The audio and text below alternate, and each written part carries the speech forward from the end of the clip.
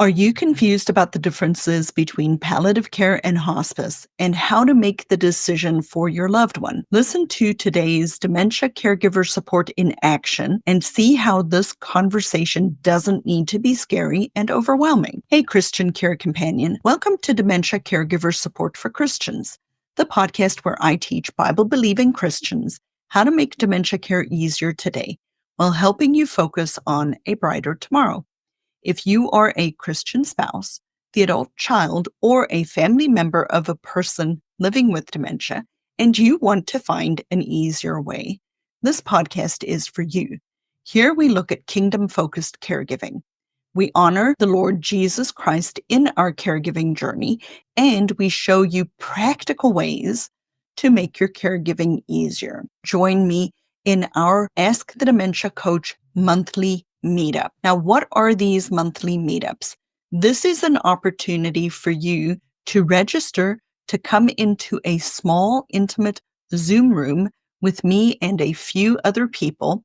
I keep the Zoom room small. I cap registration at about 20 people because I know not everybody shows up, and typically 4 to 5 people can show up. And then we spend an hour together where you will have the opportunity to actually feel what it feels like to get live dementia caregiver support in action. So if you haven't been to one of the Ask the Dementia Coach monthly meetups, I invite you to sign up for that and feel what it feels like to actually have dementia caregiver support. And without waiting anymore, let us go to the conversation about the differences between palliative care and hospice, which is sometimes a scary conversation for family caregivers, but you will see through this conversation that it does not have to be.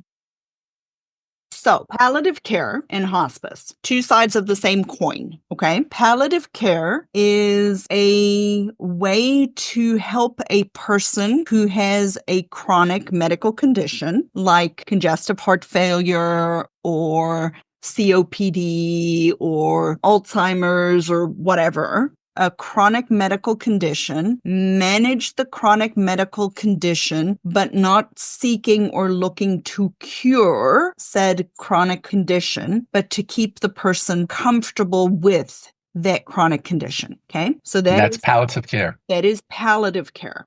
Now let's talk about hospice. Okay. Hospice is different than palliative, but it's the opposite side of the same coin. Okay. Hospice is brought in when a person has a diagnosis that we know is terminal. Okay. What hospice does is hospice is there to support her while she is passing away, support you and prepare you and her for inevitable death, right? And has additional services that come in. One of the things that hospice pays for, and we'll talk about payers sources here in a second, but one of the things that hospice pays for is like an aide to come in twice a week to bathe somebody. But it's not like it's not the kind of aid that you guys are doing. Like Angela was providing that aid and assistance, the 24-hour care, and between you guys and the aid, mom has the care she needs, right? So it would be a person who would come in and in addition help to give her a bath. A nurse comes out once a week, as typically once a week, meet with the family, helps to oversee medication, etc., etc. Hospice provides equipment when a person needs it. So, for example, when the person gets to the point like Mitch, you hear me talking to Mitch about the fact that, are we ready for a hospital bed yet?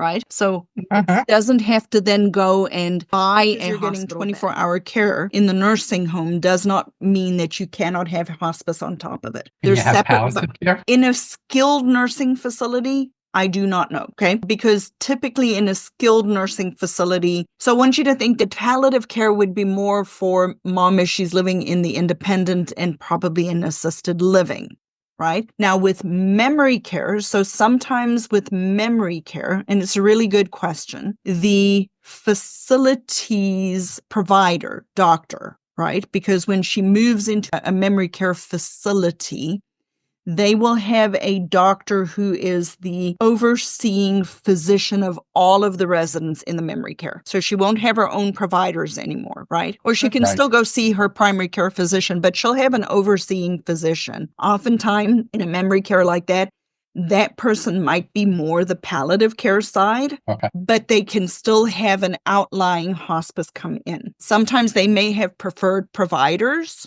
right? But if most places, if she already is working with a specific palliative care hospice company when she moves, most of the time there's usually a way around that and that they can keep their provider, especially if it's a better facility, because they want those people coming into their buildings because then they get more referrals, right?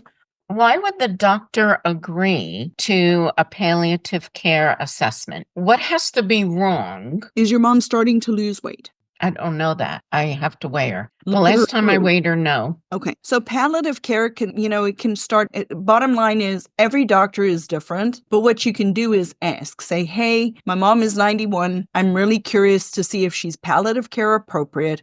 She doesn't want to leave the house to go to the doctor and be schlepped around all of these different places anymore. She's tired. We don't want to mess with it in the winter, like lots of reasons. And they can do an assessment, right? And then they do an assessment and they will tell you based off of all of her diagnoses, everything that's her whole medical picture, whether she qualifies or not. And is Alzheimer's a diagnosis that is terminal? Yes and no. So most of the time, most people die with Alzheimer's. They do not die from Alzheimer's. So Angela's mom just depends on how the hospice codes it in the end, whether she died of a UTI or whether she died of Alzheimer's, right? Because they had her on hospice because of Alzheimer's disease, but she was being treated for a UTI that went rogue and she went septic, right? She would have eventually died in any case, but most people who die with Alzheimer's die because of an infection, a secondary infection, like a UTI or an upper respiratory infection of some sort. I'm perplexed about what is right for my mother next. I will tell you what I think is right. And so when you Yeah. asked me for this meeting, I immediately thought palliative care. I would get a palliative care consultation. Why? Because she's 91 years old and because she's changing, her cognition's changing, and because she's starting to now truly significantly impact her ability, right? This is truly in the almost 18 months we've been together that I can tell that your mom is changing, right? So you recall we talk about the three buckets, right?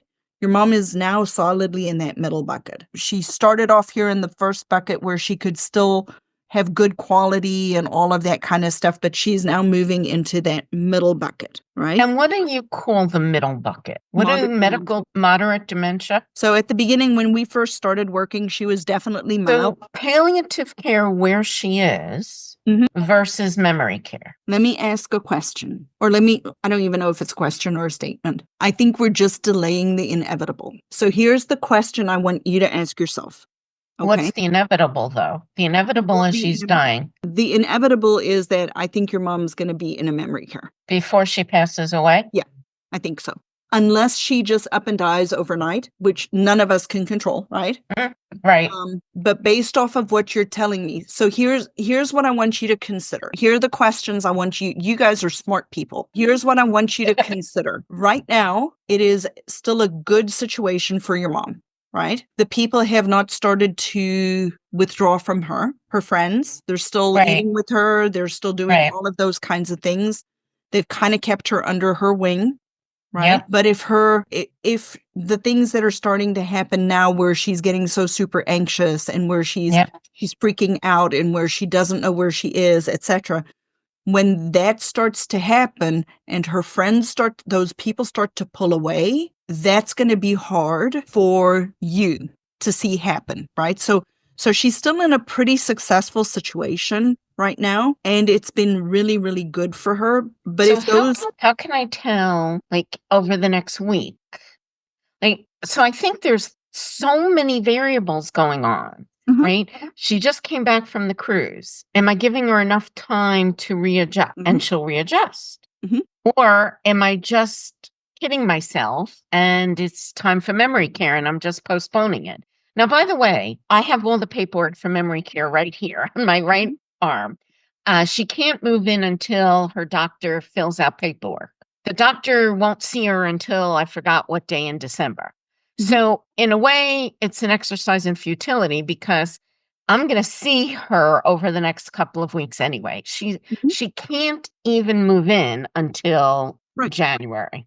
No, I So get I that. don't even know why I'm worrying about that, but I'm just sort of Because thinking, that's how you have to process. And just be gracious to yourself, right? It's okay. It's okay. You are definitely, you are one of the, like your Colby index that we did, like you're a 9 fact finder.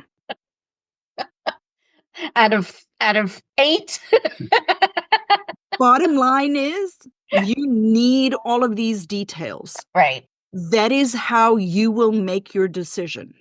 right, And right. you will know what the right decision is.